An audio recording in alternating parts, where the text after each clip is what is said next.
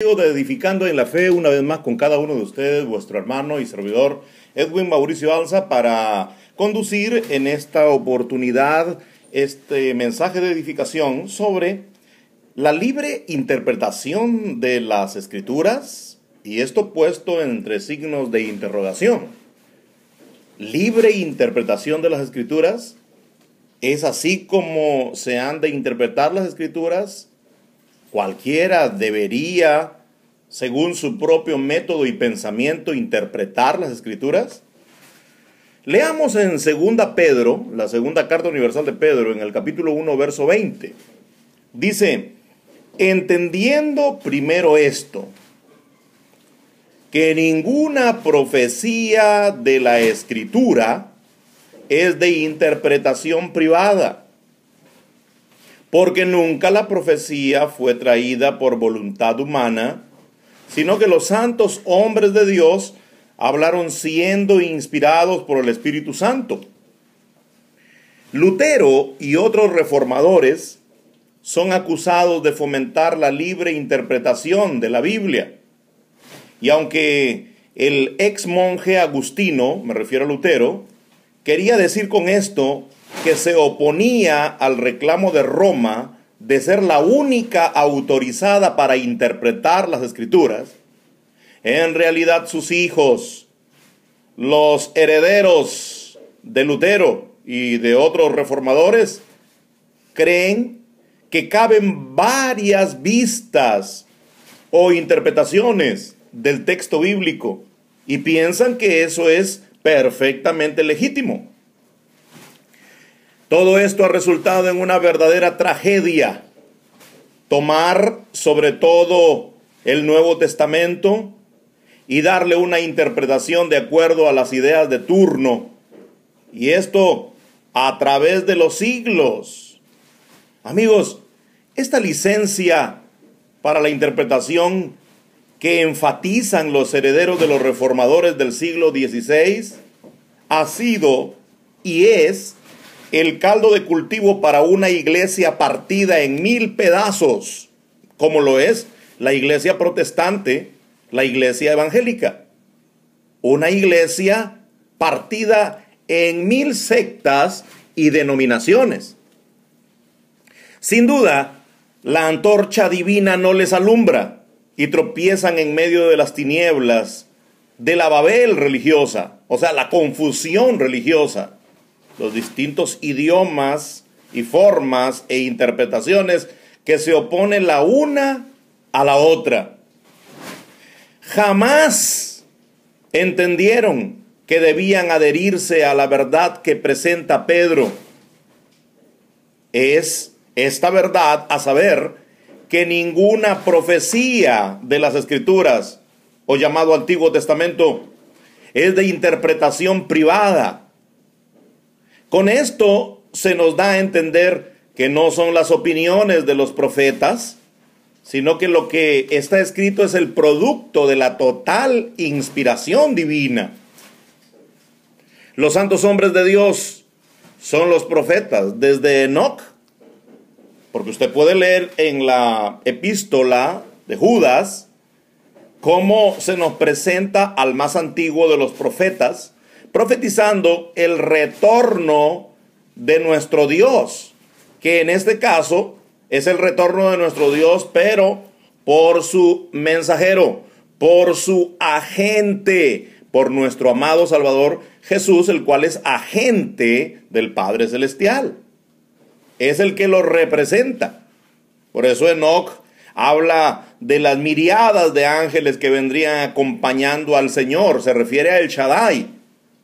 Nosotros podemos entender ahí perfectamente la figura de la agencia hebrea, que nuestro amado Salvador Jesús viene en nombre del Padre Celestial.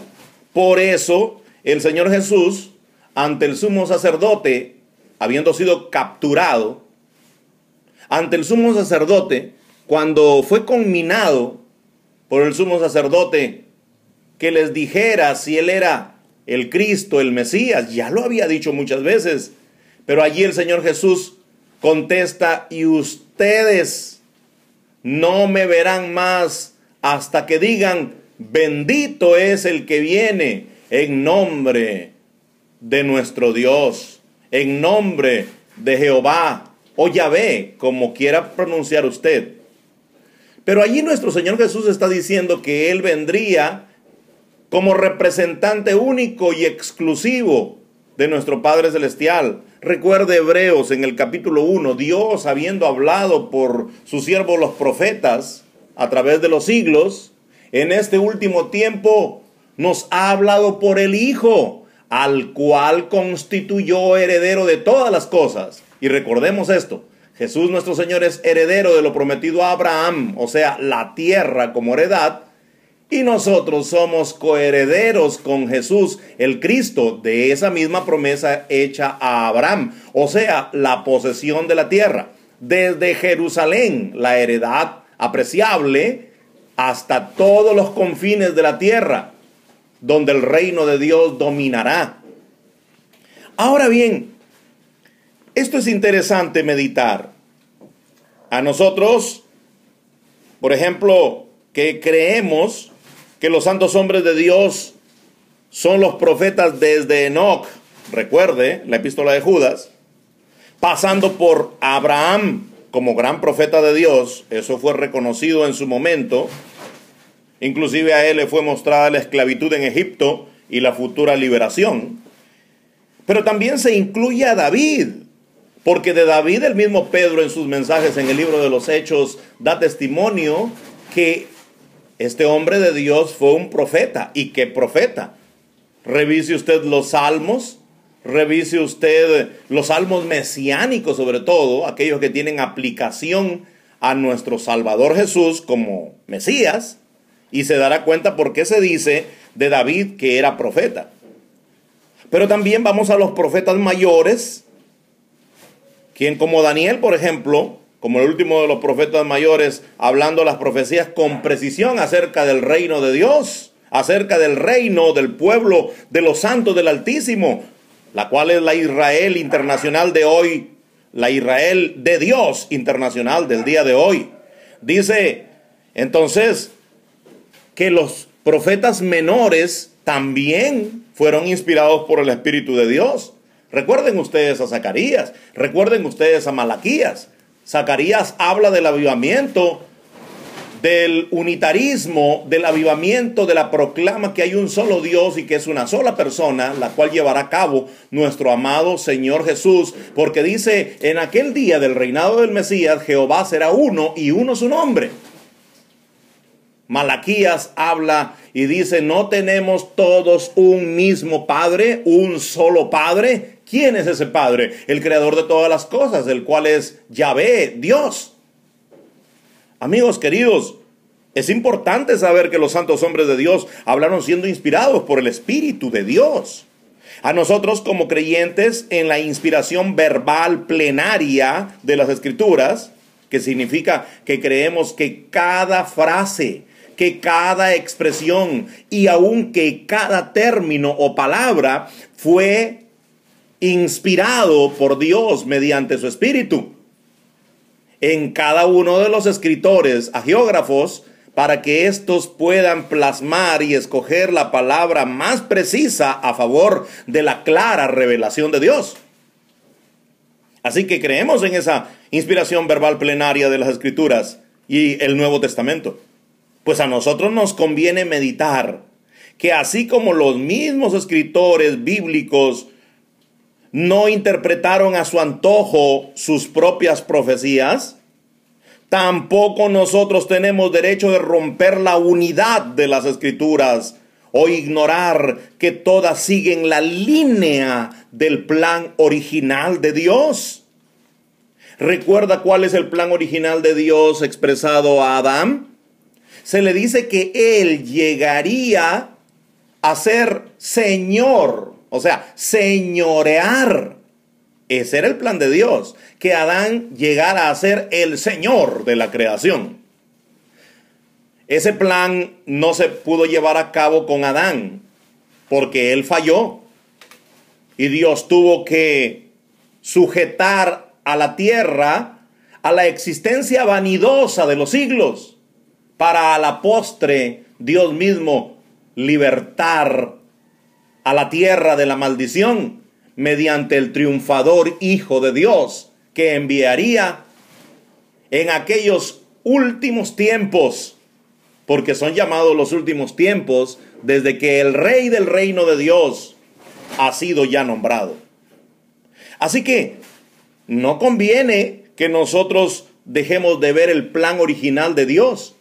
En el plan original de Dios, el hombre, Adán, llegaría a ser el Señor de toda la tierra y toda rodilla tendría que doblegarse y proclamar que Adán era Señor para gloria de Dios Padre. No sucedió así, porque él falló.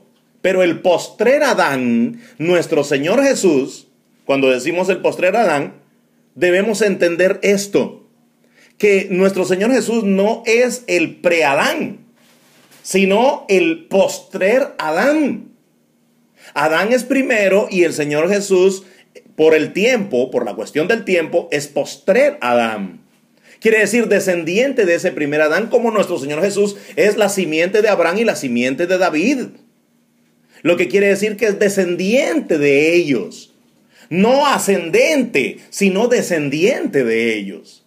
Eso es importante para poder definir a nuestro Señor Jesús como viniendo a la existencia en el vientre de María y no como alguien que haya existido antes de empezar a existir en María.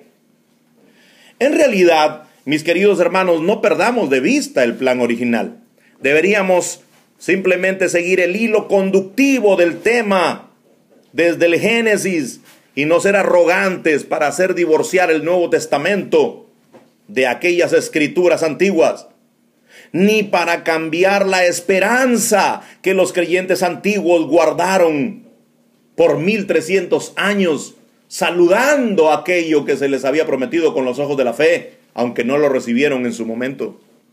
A estas alturas de la historia será bueno para nosotros discernir este versículo tan conocido, pero tan mal interpretado y fuera de su contexto. Jeremías 6:16.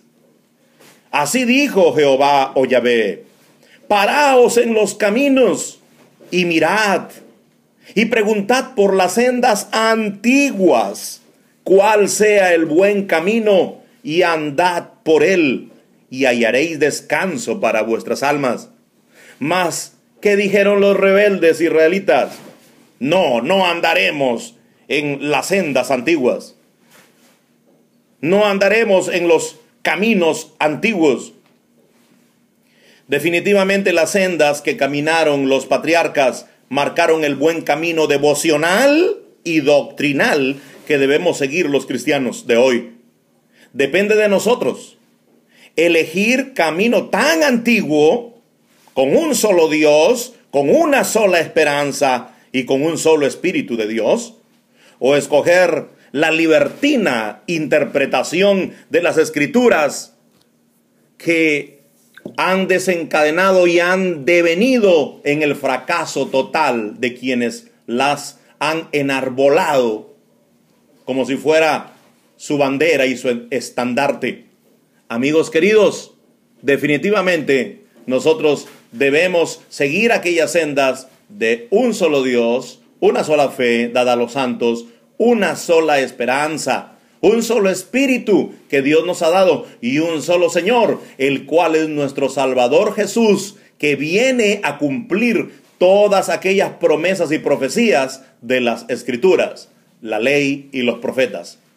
Debemos hacer lo mismo que dice Jeremías, pararnos en los caminos y preguntar cuál es el origen de todo, preguntar qué es antes de la teología escolástica, qué es antes de la teología de la Edad Media oscurantista, qué es antes de la teología protestante y evangélica, qué es antes de todo eso, la palabra que el Dios Todopoderoso dio a los patriarcas como palabras de promesa, y Abraham 430 años antes de la Torá recibió las palabras de la promesa y por creerlas se hizo amigo de Dios, reconciliado plenamente con él y heredero, y su simiente, el Mesías, heredero, y nosotros coherederos con él. Nos despedimos hasta la próxima.